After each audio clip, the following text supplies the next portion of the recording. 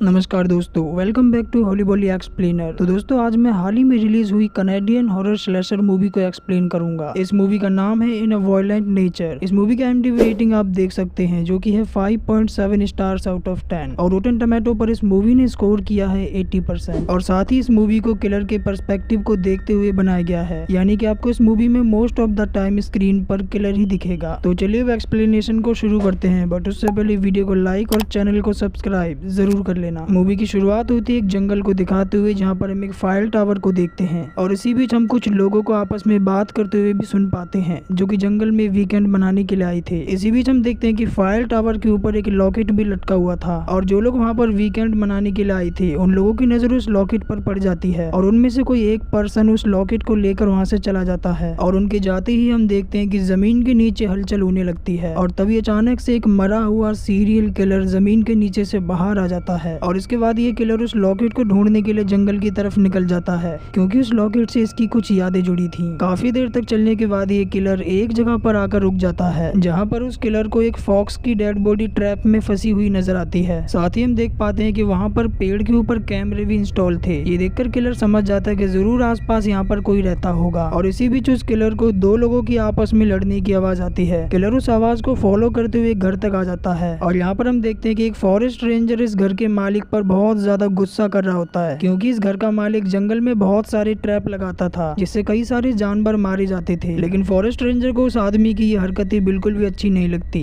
इसीलिए वो उसे अच्छे से डांट कर वहाँ से चला जाता है। इसके बाद वो आदमी वापस अपने घर के अंदर आ जाता है और तभी हम देखते हैं कि वो किलर उसका पीछा करते हुए उसके घर के अंदर चला जाता है, पर तभी हम देखते हैं कि वो आदमी घर के सामने वाले गेट से बाहर आ जाता है और इस बार हम देख पाते हैं कि उस आदमी के हाथ में यहाँ पर एक गन भी होती है क्योंकि वो आदमी यहाँ पर फॉरेस्ट में शिकार पर जाने वाला था। वहीं घर के अंदर हम उस किलर को देखते हैं जिसे उस आदमी का एक लॉकेट लटका हुआ नजर आता है। उस लॉकेट को देखकर किलर को यहाँ पर अपने लॉकेट की याद आती है। साथ ही उस किलर को यहाँ पर एक विजन भी आता है कि किस तरह से उसके डैड ने उसे वो लॉकेट दिया था और उससे कहा था कि वो उस लॉकेट को हमेशा संभाल कर रखे। तभी हम देखते हैं कि वो किलर यहाँ पर उस लॉकेट को लेने वाला होता है, लेकिन तभी वहाँ पर घर का मालिक आ जाता है जो कि किलर को देखकर उस पर गन तान देता है। लेकिन जैसे ही वो आदमी किलर की शक्ल देखता है तो यहाँ पर वो बुरी तरह से डर जाता है। हालांकि हम देख पाते हैं कि यहाँ पर वो आदमी उस किलर पर गोली भी चलाता है, लेकिन उस किलर को उसकी गोली से जरा भी फर्क नहीं पड़ता। ये देखकर उस आदमी के यहाँ पर होश उड़ जाते हैं और वो अपनी जान बचाने के लिए जंगल की तरफ भागना शुरू कर देता है और वो किलर भी उस आदमी को जान से मारने के लिए उसके पीछे चला जाता है। इसी बीच हम देखते हैं कि भागते भागते उस आदमी का पैर उसी के ट्रैप में फंस जाता है और तभी वो किलर उसके पास आ जाता है जो कि उसे ब्रूटली मार डालता है। हम देखते हैं कि किलर ने उस आदमी के यहाँ पर बुरी तरह से टुकड़े कर दिए थे और इसके बाद वो किलर उस आदमी के घर पर आ जाता है जहाँ पर वो उस लॉकेट को ले लेता है और जैसे ही उस किलर की नजर लॉकेट पर पड़ती है वो देखकर हैरान हो जाता है। वो देखता है कि ये लॉकेट तो उसका था ही नहीं और ये देखकर उस किलर को यहाँ पर बहुत ही ज्यादा गुस्सा आ जाता है, इसीलिए वो वापस अपने लॉकेट को ढूंढने के लिए जंगल की तरफ निकल जाता है। यहाँ पर हम देख पाते हैं कि वो किलर इसी तरह से यहाँ पर चले जा रहा था और इसी तरह चलते चलते उस किलर को यहाँ पर रात हो जाती है और तभी से बीच उस किलर की नजर यहाँ पर कुछ लोगों पर पड़ती है जो कि केबिन के पास बॉन फायर जलाकर बैठे थे। यहाँ पर हम देख पाते हैं कि ये वही दोस्तों का ग्रुप था जो कि यहाँ पर वीकेंड मनाने के लिए आए हैं और इन्हीं में से किसी एक ने वो लॉकेट ले लिया था, लेकिन वो किलर यहाँ पर उन लोगों पर अभी हमला नहीं करता। हम देखते हैं कि यहाँ पर एक ट्रॉय नाम का लड़का है जिसके पास वो लॉकेट है जिसे वो अपनी गर्लफ्रेंड को देने वाला है जिसका नाम है क्रिस। साथ ही यहाँ पर 4 लोग और थे जिनके नाम थे ऑरोरा, ब्रूडी, इवन, एरन और कोल। तभी यहाँ पर जो एरन होता है वो अपने दोस्तों को एक कहानी सुनाना शुरू करता है जो कि इस जंगल के बारे में थी। वो बताता है कि कई सालों पहले यहाँ पर एक मैसेकर हो गया था। वो उन्हें बताता है कि ये कहानी मुझे मेरे अंकल ने सुनाई थी जो कि कभी इस जंगल में रहा करते थे। एरन अपने दोस्तों को बताता है कि आज से लगभग 70 साल पहले यहाँ पर एक जॉनी नाम का लड़का रहता था जो कि एज में बड़ा था लेकिन उसका दिमाग बच्चों जैसा था। जॉनी को टॉय कार्स के साथ खेलना बड़ा ही अच्छा लगता था। कोई भी उसके साथ बातें नहीं करता था, ना ही उसके साथ कोई दोस्ती करता था, लेकिन जॉनी के डैड उसे बहुत ही ज्यादा प्यार करते थे। और एक दिन जॉनी जब ऐसे ही अपनी टॉय कार के साथ खेल रहा था तो तभी गलती से एक आदमी ने जॉनी की टॉय कार के ऊपर पैर रख दिया, जिससे हुआ ये कि उस आदमी का पैर फिसल गया और उसे बहुत ही ज्यादा चोट आई। आसपास के लोगों को ये देखकर जॉनी पर बहुत ही ज्यादा गुस्सा आया क्योंकि उन्हें ऐसा लग रहा था कि ये सब जॉनी ने ही किया है और बाकी सब लोगों ने तय किया कि वो लोग मिलकर जॉनी को अच्छे से सबक सिखाएंगे। जिसके बाद वो सभी लोग जॉनी को एक फायर टावर के पास लेकर गए और लोगों ने जॉनी से झूठ कहा कि वहाँ पर बहुत सारी टॉय कार्स हैं, इसीलिए जॉनी टॉय कार्स को लेने के लिए फायर टावर के ऊपर ही चढ़ गया। पर वहाँ पर एक आदमी पहले से ही मास्क पहनकर छिपा हुआ था जिसे देखकर जॉनी डर गया और उसका पैर फिसल गया, जिससे जॉनी के नीचे गिरने की वजह से मौत हो गई और उन लोगों लोगों ने अपनी जान बचाने के लिए जॉनी को ही मास्क पहना दिया ताकि सबको ऐसा लगे कि जॉनी फायर टावर के पास खेलने आया था। इसके बाद वो गिर गया और उसका ये हाल हुआ। लेकिन जॉनी के डैड समझ गए कि उनके बेटे को किसी ने मारा है, इसीलिए वो उन लोगों के पास गई उनसे बात करने के लिए। लेकिन उन लोगों ने जॉनी के डैड को पीट पीट कर ही मार डाला और पुलिस ने भी इस केस को पूरी तरह से रफा दफा कर दिया। उन लोगों को बेल दे दी गई। लेकिन इसके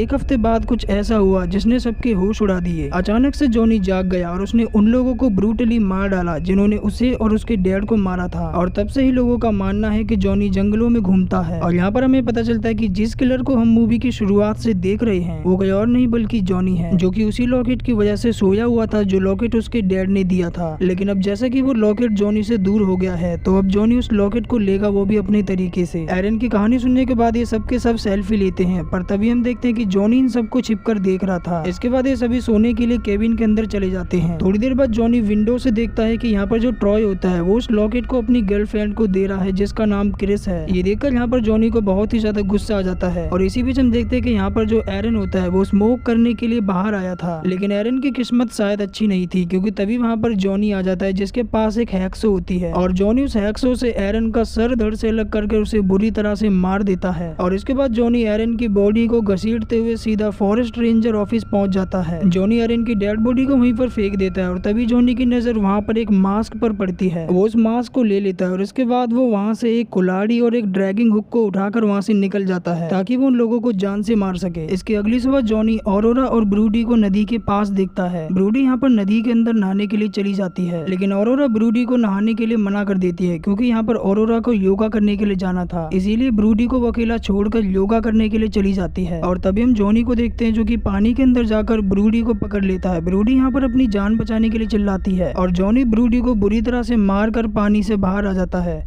इसके बाद वो ऑरोरा के पास जाता है जो कि इस समय योगा कर रही थी। ऑरोरा को यहाँ पर ऐसा लगता है कि शायद उसके पीछे ब्रूडी है, लेकिन जैसे ही वो पीछे मुड़ती है जॉनी को देखकर वो यहाँ पर बहुत ही ज्यादा डर जाती है। ऑरोरा वहाँ से भाग भी नहीं सकती थी क्योंकि वो डेड एंड के पास खड़ी थी। और तभी उसके पीछे जॉनी आ जाता है जो कि अपनी ड्रैगिंग हुक को ऑरोरा के पेट के आर पार कर देता है। और इसके बाद वो उसके पेट के होल से उसके सर को ही निकाल कर उसे बुरी तरह से मार देता है। और ये था इस मूवी का सबसे ज्यादा खतरनाक किल। इसके बाद हम देखते हैं कि जॉनी उसके दोस्तों को मारने के लिए निकल जाता है और जैसे ही वो थोड़ी देर बाद उनके केबिन के पास पहुंचता है तो वो देखता है कि बचे हुए 4 दोस्त ट्रॉय, कोल्ट, इवान और क्रिस आपस में ही झगड़ रहे थे। इसी बीच उन चारों में से कोई गाड़ी की चाबी को झाड़ियों में फेंक देता है जो कि सीधा जॉनी के पास आकर गिरती है। उन गाड़ी की चाबी में एक टॉय कार का कीचेन लगा हुआ था। ये देखकर जॉनी को यहाँ पर अच्छा लगता है और वो वहीं पर बैठकर उस टॉय कार के कीचेन के साथ खेलने लगता है। और यहाँ पर हम जॉनी का फेस देख पाते हैं जो कि काफी ज्यादा भयानक था। इतने में यहाँ पर कोल्ट और क्रिस अपनी एटीवी के ऊपर बैठकर वहाँ से निकल जाते हैं और अब यहाँ पर केबिन पर ट्रॉय और इवान ही बचे थे। तभी यहाँ पर हम जॉनी को देखते हैं जिसे याद आता है कि उसे तो अपना लॉकेट लेना है, इसीलिए वो अपना मास्क पहनकर उन दोस्तों की गाड़ी के पास आ जाता है। जॉनी यहाँ पर एक लकड़ी के टुकड़े को कार की स्टीयरिंग में फंसा देता है जिससे वहाँ पर गाड़ी का हॉर्न लगातार बजने लगता है। और इसके बाद जॉनी केबिन के पीछे आकर छिप जाता है। इतने में हम देखते हैं कि ट्रॉय गाड़ी को चेक करने के लिए बाहर आ गया था, लेकिन तभी अचानक से उसके पीछे जॉनी आ जाता है जो कि उस पर बुरी तरह से अटैक कर देता है और वो अपनी कुल्हाड़ी को ट्रॉय के पैर में मार देता है जिससे उसका पैर यहाँ पर जख्मी हो जाता है। इससे पहले कि जॉनी ट्रॉय को जान से मार पाता अचानक से वहाँ पर इवान आ जाता है जो कि जॉनी को शूट कर देता है जिससे जॉनी यहाँ पर नीचे गिर जाता है। उन दोनों को यहाँ पर ऐसा लग रहा था कि शायद जॉनी मर गया, इसीलिए वो दोनों के दोनों जल्दी से वहाँ से निकलने लगते हैं। लेकिन तभी हम देखते हैं कि अचानक से जॉनी फिर से जाग जाता है। जॉनी यहाँ पर अपनी कुल्हाड़ी को फेंक कर मारता है जो कि सीधा इवान के सर में घुस जाती है जिससे वो मौके पर ही मारा जाता है। और इसके बाद जॉनी एक बड़े से पत्थर को उठाकर ट्रॉय के फेस पर दे मारता है जिससे ट्रॉय का भी यहीं पर खेल खत्म हो जाता है। इसके बाद जॉनी ट्रॉय की पॉकेट चेक करता है लेकिन वो देखता है कि उसके अंदर लॉकेट नहीं था। इसके थोड़ी देर बाद वहाँ पर कोल्ट और क्रिस भी आ जाते हैं जो कि अपनी दोस्तों की डेड बॉडी को देखकर यहाँ पर बुरी तरह से डर जाते हैं। और इसके बाद जॉनी भी क्रिस और कोल्ट को जान से मारने के लिए उनकी तरफ जाने लगता है, लेकिन तभी जॉनी देखता है उस लॉकेट को जो कि क्रिस के गले में था। ये देखकर यहाँ पर जॉनी को गुस्सा आ जाता है, इसीलिए वो क्रिस को मारने के लिए उसकी तरफ कुल्हाड़ी फेंकता है, लेकिन तभी कोल्ट क्रिस की जान बचा लेता है और ये दोनों के दोनों अपनी जान बचाकर वहाँ से एटीवी पर बैठकर निकल जाते हैं। पर जॉनी भी इन दोनों के पीछे निकल जाता है ताकि वो इन दोनों को जान से मार सके। और इसी तरह चलते चलते जॉनी रात तक फॉरेस्ट रेंजर स्टेशन के बाहर पहुंच जाता है जहाँ पर फॉरेस्ट रेंजर कोल्ट और क्रिस पर बहुत ही ज्यादा गुस्सा कर रहा था। वो उन दोनों से कहता है कि तुम्हें इस लॉकेट को वहाँ से बिल्कुल भी नहीं उठाना चाहिए था। इसी लॉकेट की वजह से जॉनी वहाँ पर सो रहा था लेकिन तुम लोगों ने उसे फिर से जगा दिया। फॉरेस्ट रेंजर उन दोनों को ये सब बता ही रहा था कि तभी हम देखते हैं कि जॉनी उनको मारने के लिए उनकी तरफ बढ़ने लगता है, लेकिन फॉरेस्ट रेंजर जॉनी को शूट करके उसे नीचे गिरा देता है। और इसके बाद ये तीनों की तीनों जॉनी को चेन से बांधने लगते हैं, लेकिन तभी इतने में जॉनी जाग जाता है जो कि फॉरेस्ट रेंजर को पकड़ लेता है। ये देखकर कोल्ट और क्रिस पैदल ही जंगल की तरफ भाग जाते हैं और तभी हम देखते हैं कि जॉनी यहाँ पर फॉरेस्ट रेंजर की स्पाइनल बोन तोड़ देता है, जिससे यहाँ पर जो फॉरेस्ट रेंजर होता है वो पूरी तरह से पैरालाइज हो जाता है। और इसके बाद जॉनी फॉरेस्ट रेंजर को घसीटते हुए शेड के अंदर ले जाता है, जहाँ पर एक वुड कटिंग मशीन लगी होती है। अब क्योंकि फॉरेस्ट रेंजर यहाँ पर पैरालाइज था, इसीलिए वो यहाँ पर हिल नहीं पाता और जॉनी उसे वुड कटिंग मशीन के ऊपर लिटाकर उसका सर धड़ से अलग कर देता है। इसके बाद जॉनी कोल्ट और क्रिस को ढूंढने के लिए निकल जाता है, जो कि वहीं पर ही छिपे हुए थे। कोल्ट यहाँ पर जॉनी को डिस्ट्रैक्ट करने की कोशिश करता है और वो उसके पीछे आ जाता है, लेकिन जॉनी यहाँ पर एक ही बार में उसका खेल खत्म कर देता है। ये देखकर क्रिस यहाँ पर बहुत ही ज्यादा डर गई थी, इसीलिए वो उस लॉकेट को गैस कैन के ऊपर रखकर चुपचाप वहाँ से निकल जाती है। लेकिन पूरी रात भागने के बाद भी क्रिस को यहाँ पर बाहर जाने का रास्ता बिल्कुल भी नहीं मिलता। साथ ही यहाँ पर क्रिस बहुत ही ज्यादा डरी हुई थी, उसे ऐसा लग रहा था कि जॉनी उसे आकर मार देगा। और इसी तरह भागते भागते क्रिस को यहाँ पर सुबह हो जाती है। साथ ही हम देख पाते हैं कि क्रिस के पैर में यहाँ पर चोट लग गई थी, जिससे उसके पैर से खून आ रहा था। लेकिन क्रिस यहाँ पर बिल्कुल भी हिम्मत नहीं हारती, बल्कि वो उठकर फिर से भागना शुरू कर देती है। और इसी तरह भागते हुए वो थोड़ी देर बाद रोड के पास आ जाती है। तभी वहाँ पर एक गाड़ी आकर रुकती है, जिसके अंदर एक ओल्ड लेडी होती है, जो कि क्रिस को इस हालत में देखकर यहाँ पर उसे गाड़ी में बिठाकर उसे अपने साथ ले जाने लगती है। रास्ते में वो लेडी क्रिस से पूछती है कि आखिर वो भाग क्यों रही थी और इतनी डरी क्यों है। तो क्रिस यहाँ पर उससे झूठ कह देती है कि उन लोगों के पीछे जंगल में एक जानवर लग गया था। लेकिन इसी बीच वो लेडी देखती है कि क्रिस के पैर से यहाँ पर खून आ रहा था, इसीलिए वो यहाँ पर गाड़ी रोक देती है ताकि वो क्रिस की पट्टी कर सके। लेकिन क्रिस यहाँ पर डरते हुए उससे कहती है कि हमें गाड़ी नहीं रोकनी चाहिए। साथ ही क्रिस यहाँ पर जंगल की तरफ बार बार देख रही थी, क्योंकि यहाँ पर क्रिस को बहुत ही ज्यादा डर था कि जॉनी कहीं से निकलकर उसे मार ना दे। लेकिन हम देखते हैं कि ऐसा यहाँ पर कुछ भी नहीं होता। वहीं दूसरी तरफ हमें गैस कैन को दिखाया जाता है। तभी हम देखते हैं कि उस गैस कैन के ऊपर से लॉकेट गायब हो चुका था, यानी कि जॉनी उस लॉकेट को ले गया होगा। और इसी सस्पेंस के साथ ये मूवी यहाँ पर एंड हो जाती है। तो दोस्तों ये था इस मूवी का एक्सप्लेनेशन। आई होप कि आपको अच्छा लगा होगा। तो मैं आपसे मिलता हूँ किसी और वीडियो में, तब तक के लिए take care, love you all and keep support.